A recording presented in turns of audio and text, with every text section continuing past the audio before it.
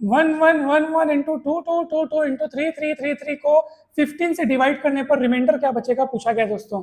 सबसे पहले आप ये देखो कि इस संख्या के आसपास ऐसी कोई संख्या है क्या जो 15 से विभाजित होती है। अवश्य 1110 जो है वो 15 से विभाजित होता है, लेकिन ये 1111 है, तो हम इसको ऐसे लिख सकते हैं क्या 1110 प्लस 1, दोनों को जोड़ोगे तो 1111 आ जाएगा। अब आप सोचेंगे कि सर ये 15 से विभाजित कैसे है, तो हमेशा याद रखिएगा जो संख्या 3 और 5 दोनों से विभाजित होगी वो 15 से भी अवश्य विभाजित होगी। ठीक है, अब ये 3 और 5 दोनों से विभाजित है, कैसे 3 से विभाजित कैसे है, संख्या के अंकों का जोड़ देख लो 3 से विभाजित है कि नहीं है।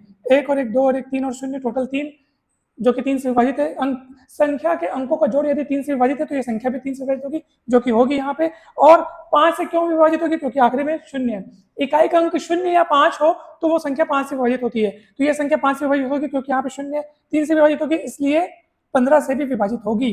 ठीक है, तो इसको अपन ऐसे लिख सकते हैं, ये 15 से विभाजित होगा कि नहीं होगा, इसमें से 2 कम करेंगे ना तब ये 15 से विभाजित होगा।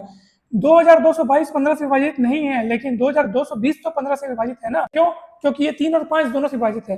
3 से विभाजित कैसे, क्योंकि संख्या के अंकों का जोड़ 3 से विभाजित है। कैसे, 2 2 4 2 6 और 0 6, 6 3 से विभाजित है कि नहीं है, इसलिए संख्या 3 से विभाजित है। और ये संख्या 5 से भी विभाजित है क्योंकि इकाई अंक 0 दिख रहा है। ठीक है, तो ये संख्या 15 से विभाजित है क्योंकि ये 3 और 5 दोनों से विभाजित है। यहाँ पे 2222 लिखा है तो मैं इसमें +2 कर देता हूँ। ठीक है, और इसको देखो, इसको अपन ऐसे लिख सकते हैं कि 3330 प्लस 3, ये संख्या 15 से विभाजित है क्योंकि ये 3 और 5 दोनों से विभाजित है।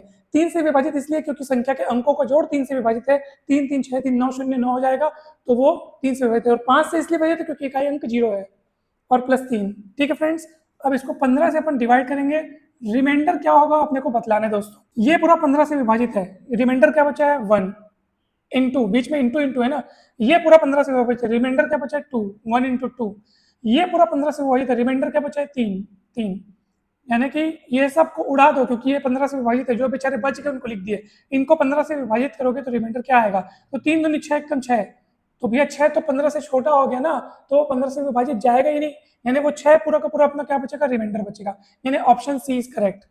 अगर ये मान लो ये वाली संख्या 15 से बड़ी मिलती तो मैं क्या करता, 15 से डिवाइड करता उसको और रिमाइंडर प्राप्त करता। जैसे ये पूरा का पूरा मान लो 33 मिलता तो 15 एकम 15 दूनी 30, अब वो जो 3 बचता वो रिमाइंडर होता।